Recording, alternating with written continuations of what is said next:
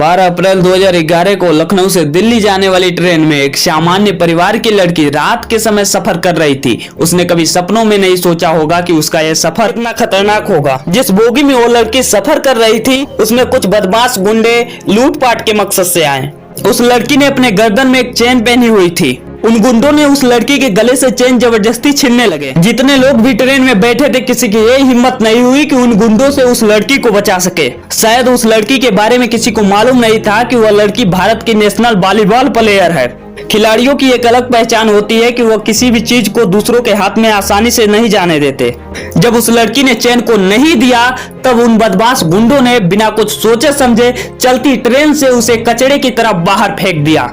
उस बोगी में जितने लोग भी उपस्थित थे शायद किसी ने मौत को इतने करीब से कभी नहीं देखा होगा। जरा उस लड़की के बारे में भी सोच के देखिए कि उस समय उसके ऊपर क्या गुजरी होगी। जब उन बदमाश गुंडों ने उस लड़की को ट्रेन से बाहर फेंका तब संयोग से दूसरे पटरी पर दूसरी ट्रेन आ रही थी और वो लड़की पहले उस ट्रेन से टकराई और नीचे गिरी, जिससे उसके हड्डियों में फ्रैक्चर हो गया और उसका एक पैर कट गया।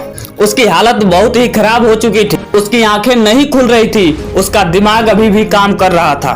वह मदद के लिए चिल्लाती रही लेकिन उस अंधेरी रात में कोई उसकी मदद करने नहीं आया।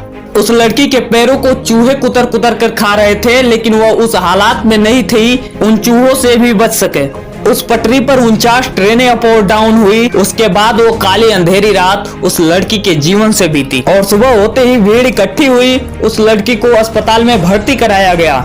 जब उसके बारे में लोगों को पता चला कि वह नेशनल वॉलीबॉल प्लेयर है तब उसे एक अच्छे अस्पताल में भर्ती कराया गया। जब यह बात मीडिया में पहुंची तो बहुत से लोग ये कहने लगे कि अरुणिमा सिन्हा के पास टिकट नहीं था जिसके कारण वो ट्रेन से कूद गई। लेकिन उन सब बकवास बातों का उसके माता पिता ने विरोध किया। अरुणिमा का इलाज चल ही रहा था तब उसने बेड पर पड़े पड़े एक ऐसा फैसला लिया जिसने उसकी सारी जिंदगी को बदल के रख दिया। उसने फैसला किया कि दुनिया के सबसे कठिन कामों में से एक वह माउंटेनिंग करेगी। जब यह बात लोगों तक पहुंची तो लोगों ने उसका मजाक उड़ाया। किसी ने उसे सलाह दिया कि देख अरुणिमा, तू कोई जॉब कर ले और अपना जीवन यापन कर।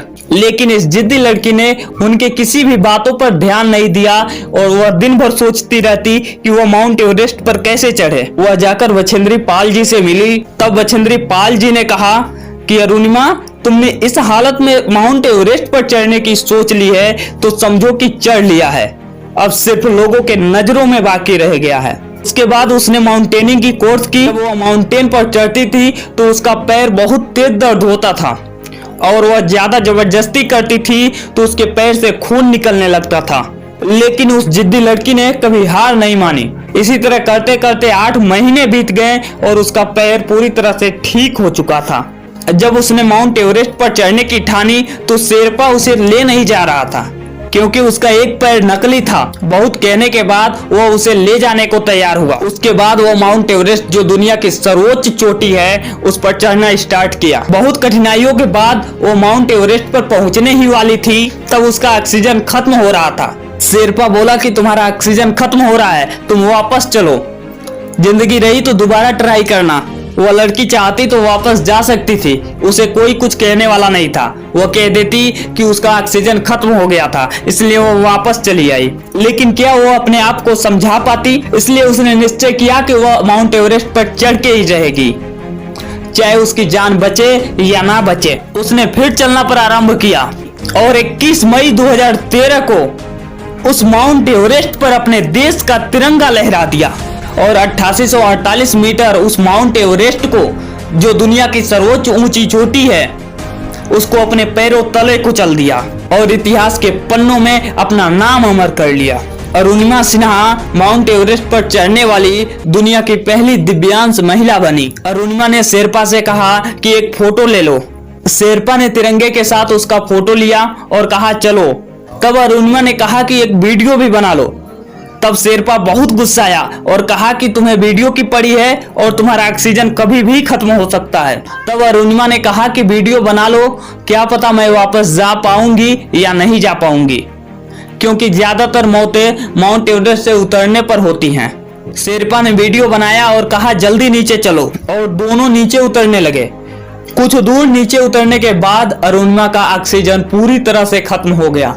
अब अरुणिमा की मृत्यु तय हो चुकी थी, लेकिन तभी एक पर्वतारोही ऊपर चढ़ा चला आ रहा था। उसके पास 2 ऑक्सीजन थे और मौसम खराब होने के कारण वह ऊपर नहीं चढ़ा और एक ऑक्सीजन वहीं फेंक कर वापस चला गया। शेरपा ने वो ऑक्सीजन अरुणिमा को दिया, जिससे उसकी जान बच गई। अरुणिमा को वापस आने में काफी समय बीत गया।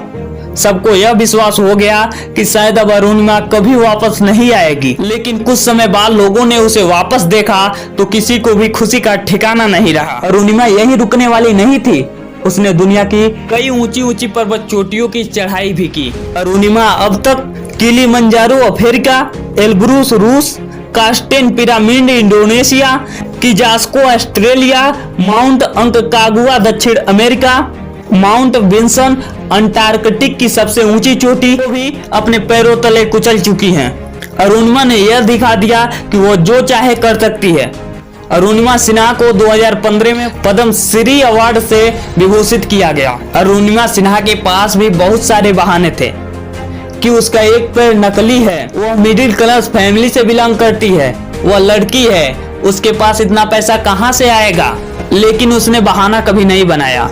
लेकिन उसने इस बात पर ध्यान नहीं दिया कि उसके पास क्या नहीं है, बल्कि उसने इस बात पर ध्यान दिया कि उसके पास जो है उससे वह क्या क्या कर सकती है। मैं इस वीडियो का अंत सिर्फ इतना कहकर करना चाहूंगा, यदि वह अपने कठिनाइयों की वजह से हार मान जाती तो शायद पूरी दुनिया आज उसकी साहस की कहानी नहीं दोहराती।